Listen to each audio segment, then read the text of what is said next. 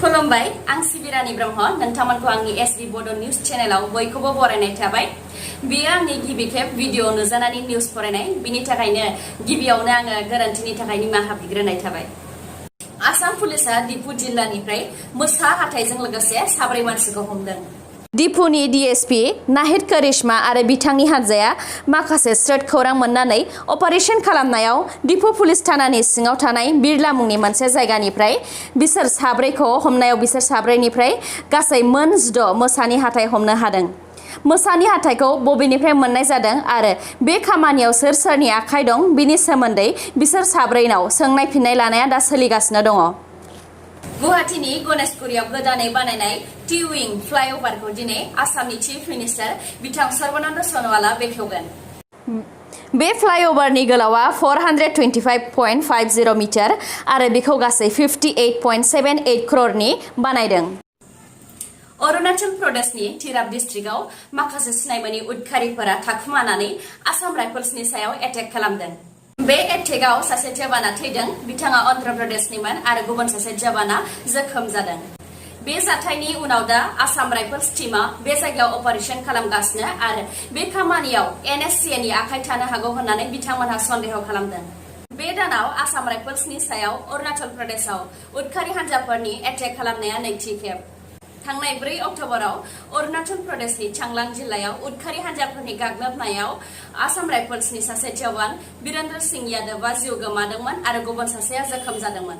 दारांनि धुला जायगायाव आसाम पुलिसा 3 लाख नकलि रांजों लोगोसे 2 मानसिखौ हमदों हमजानाय 2नि मुङा जाकिर हुसैन आरो आब्दुल कुदुस बिसोर 2निफ्राय 500 रांनि बिलाइ गासै 600 था नकलि रां हमनो हादों इउनियन गभर्नमेन्टआ मैया 30 लाखनिबो बारा नन गेजेटेड सेन्ट्रेल गभर्नमेन्टआव साख्रि मावग्राफोरनि थाखाय 2019-20 2019-20 नि ब'नासखौ एप्रुभ खालामबाय बे खौरांखौ इउनियन मिनिस्टार प्रकाश जावडेकर बिथाङा बुंथिदों आरो बे रांखौ दुर्गा फुजानि विजया दशमीनि सिगां मोननो हागोन आसामनि फरेस्ट डिपार्टमेन्टआ मैदेरखौ होख्रेमनायनि दायाव रेलनि इन्जिनखौ सिज खालामदों एबा सेनानै लाखिदों बे रेलनि इन्जिनखौ हजाइनि लामदिं फरेस्ट रेन्जआ गुवाहाटी बामुनि मैदान रेलवे यार्डनि सिनियर डीएमई चन्द्र मोहन तिवारीनिफ्राय सेनानै लादों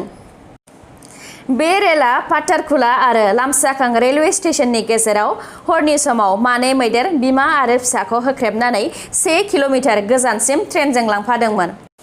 आसामनि फरेस्ट डिपार्टमेन्टनि chief wild life warden Mahendra Kumar यादवआ बुंथिनाय बायदिब्ला मैदेर थानाय हाग्रा जायगायाव गंसे ट्रेना 30 किल'मिटार/आवार गोख्रैजोंल' खारनायनि गनायथि दङ नाथाय बे ट्रेना 60 किल'मिटार/आवार गोख्रैनि खारथायजों खारदोंमोन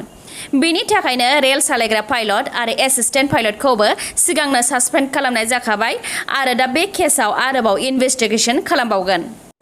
आसाम पुलिस साब इन्सपेक्टर आनजादनि पेपार लिक जानाय केसआव हमजानाय senior police officer Kumar Sanjit कृष्णखौ आरोबाव 6 साननि थाखाय जुडिशियेल कास्टडियाव दैथायहरबाय आरो फैगौ 27 अक्ट'बराव कर्टआव नुजाफैनांगोन आरो बे केसआवनो हमजानाय जयदेब बरुवाखौबो 6 साननि थाखाय जुडिशियेल कास्टडियाव दैथायहरनायजों लोगोसे सुरज शर्माखौबो सानसेनि थाखाय जुडिशियेल कास्टडियाव दैथायहरबाय बिसोर 3खौ आलदा आलदा जेलाव दैथायहरबाय कुमार सन्जित कृष्णखौ गुवाहाटी सेन्ट्रेल जेलाव दैथायहरबाय जयदेब बरुवाखौ मरिगाव जेलाव दैथायहरबाय आरो सुरज शर्माखौ गवालपारा जेलाव दैथायहरबाय सीटेटनि सार्टिफिकेटनि भेलिडिटिखौ बारायनानै 7 बोसोरनिफ्राय लाइफ टाइम एबा गासै जिउनि थाखाय खालामनानै होबाय होननानै national council for teacher education NCTEआ फोसावबाय सीटेट आनजादा बोसोराव खेबनैयै जायो गिबि आनजादा जुलाइ दानाव जायो आरो नैथि आनजादा डिसेम्बर दानाव जायो बलिउडनि एक्टर संजय दत्तआ केन्सारनिफ्राय बारग'नो हाबाय होननानै मैया गावनि टुइटार एकाउन्टनि गेजेरजों फोरमायदों लोगोसे बिथाङा गावनि देहा हामनायनि थाखाय आरज गाबनायनि थाखाय गासै फेन्सफोरखौनो साबायखर बावहरदों बड'लेण्ड इउनिभार्सिटिया गासै मोन 33 फेकाल्टि पस्टनि थाखाय एडभार्टाइज होदों बे मोन 33 पस्टनि मादाव मोन 15आ प्रफेसार पस्टनि थाखाय मोन 16आ एस'सियेट प्रफेसारनि थाखाय आरो मोन 2आ एसिस्टेन्ट प्रफेसारनि थाखाय बेखौ एप्लाइ खालामनायनि लास्ट डेटआ 16 नभेम्बर 16 नभेम्बर 2020 आरो बेखौ अफलाइन मडआव एप्लाइ खालामनांगोन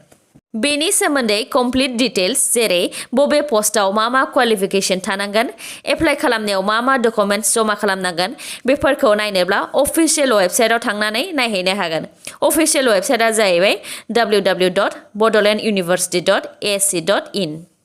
जोबनायाव दङ इन्डिया आरो आसामनि कर'नानि आपडेट।